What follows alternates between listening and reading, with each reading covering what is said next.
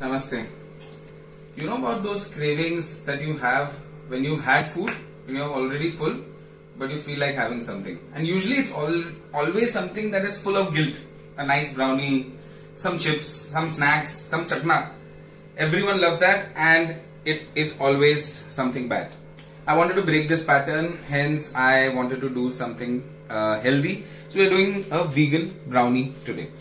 A good brownie has weird proportions. Now if you hear me out, you'll probably freak out, but trust me, it works great and this is the healthiest way you can have it. So bakery is a science. We will not goof around with the basics. We will keep all our proportions intact and we will follow them so that it comes out perfect every single time. Now, I've taken this cup as my standard measure. This is one portion. So I've taken 1 cup of cocoa powder or drinking chocolate, whatever you have at hand. I've used drinking chocolate in this case, and I've taken 1.5 cups of sugar that I've powdered in this bowl here. So mixing the dry ingredients first. Then I've also got 1.5 cups of maida. So this is all the base that we have for the brownie. Now, for every 1 cup of maida or cocoa powder, I'm going to add 2 cups or 3 cups of chocolate. Now here I'm going to use a compound, so it's not got any milk solid in it. It's completely made from cocoa butter. So now what's the difference between a compound and a chocolate? A chocolate is usually a composition of cocoa solids, cocoa butter and milk solids and sugar. Now when you have a compound, we take out the milk solids, it's only the cocoa butter, cocoa solids and emulsifying agents that they use in this. So I've got 3 cups of the chocolate, 1 cup of the flour, 1.5 cups of the sugar and 1 cup of the cocoa powder. I'm going to melt this chocolate in the microwave. It's perfectly okay to melt it in the microwave. The only thing you have to be careful about is to keep stirring it every few 30 seconds. Don't blast it for 10 minutes. It will destroy the chocolate. 30 seconds stir, 30 seconds stir. Then you can avoid the whole shambles of putting a double boiler to melt chocolate. This is easy, quick and fast. Now, a good brownie recipe, for every 1 part of flour, you need to have 2 parts to 3 parts of chocolate and 1 part of fat. So that's the key. Now, instead of using butter in a traditional recipe, I'm going to use oil. You can use any oil that has low or mild flavor, rice bran oil, sunflower oil, soybean oil, anything works fine as long as it's a flavorless oil. Now here's to the secret trick for the day. What I've done here is I've soaked some, if you come close you can see some cashew nuts and some black insect like things, that's flaxseed. Flaxseed is a really nutritious seed and very commonly found in India, very inexpensive, not too expensive, and guess what, it mimics egg whites. So now if you see, I've actually poured hot water over the cashew and the flaxseed, and you see this water, it's become gelatinous like an egg white. So now this is important because the chocolate, melted chocolate won't be enough, or the oil won't be enough to give it enough moisture to bind all these dry ingredients together. Hence I'm going to use the flaxseed water. Now in a traditional brownie recipe you would always have cream, which you would use, but we are not going to use cream. We are going to have cashew milk powder, milk instead of it. Now instead of doing the cashew and the flaxseed separately, what I've done is put them together and then blended them. I'm going to blend this quickly while the chocolate melts and then put it all in this and then start mixing it around. So now here, for the crunch element in the brownie, I've got some toasted walnuts, pumpkin seeds, we have some oats in there and some cashew nuts. So I've taken all of these, I've toasted them and I've roughly chopped them. I've kept some of the walnuts big because I want that crunch. And I've got some vegan chocolate chips. So I really want a double chocolate extravaganza in my brownie. I've got my chocolate chips here and I've got some vanilla essence. So now what I'm going to do is, once I've blended this,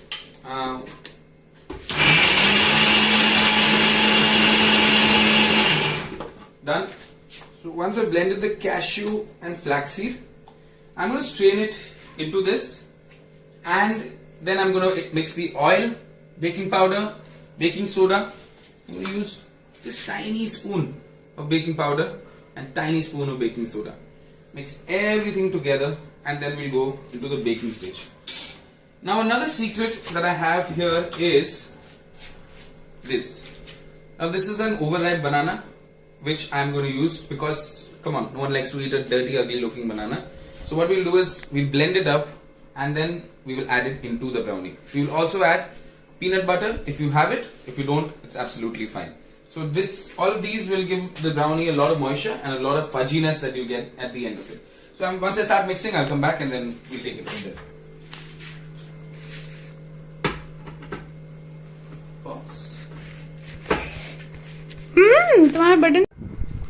So I've melted the chocolate in the microwave. I've added a little bit of oil that I had for the recipe. And look at that, it's therapeutic when you work with chocolate. So I've mixed all my dry ingredients here. And here is the paste that I made with the bananas, flaxseed and cashew. If you don't have any of them, it's fine. It's absolutely fine. You can just use cashews, you can just use bananas, you can just use peanut butter. The objective is to give something moist and fudgy and rich that gives the brownie its nice fudginess, if I may say so. So I'm going to add a small teaspoon of baking soda, tiny bit, not too much, and a tiny bit of the baking powder. So this will leaven the cake. Because there is no egg, we need some kind of aerating agent. Once I've mixed in all the dry ingredients, it's important you make them almost homogeneous before we put in the wet ingredients. Otherwise, you might have lumps of chocolate in one place and lumps of just plain flour in the other. We do not want that.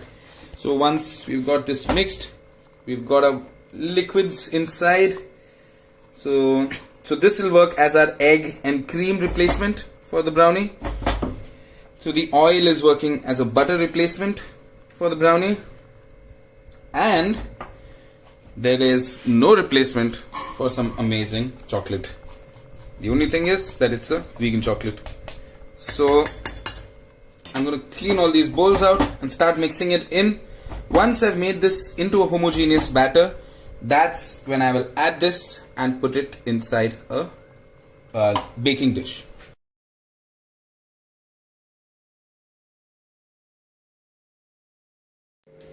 The oven is hot, 200 degrees. The tray is set.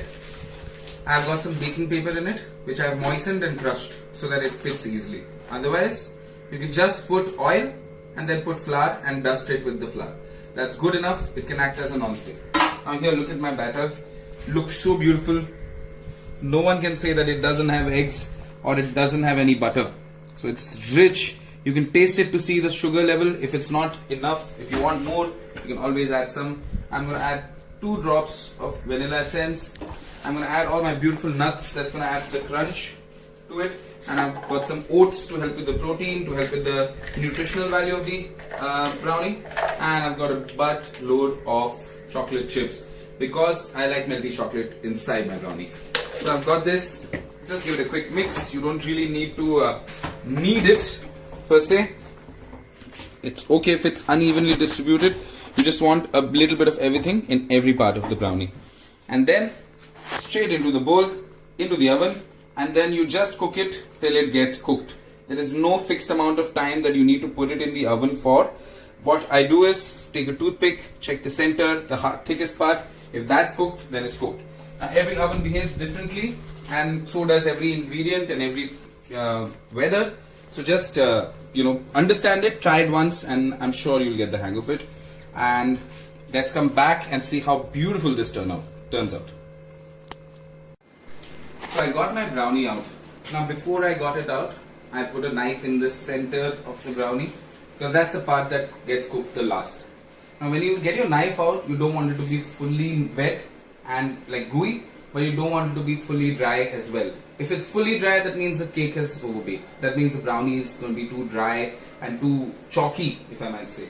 But we want it to be little moist, and after it's a little moist, I've taken it out of the oven, let it cool in the pan, and then it's become a little room temperature. So now is a good time to take it out. I've got my plate ready, and you've got to be really delicate with it because it's a very, very soft and fudgy brownie. You can just look at that. Look at that side, and you see this beautiful crust on the brownie. That's I think my favorite part of the brownie itself. I'm gonna cut a tiny piece and then see how it really turned out. If it's a disaster or a boon. Oh my god, that's one really fudgy brownie. Now check that out.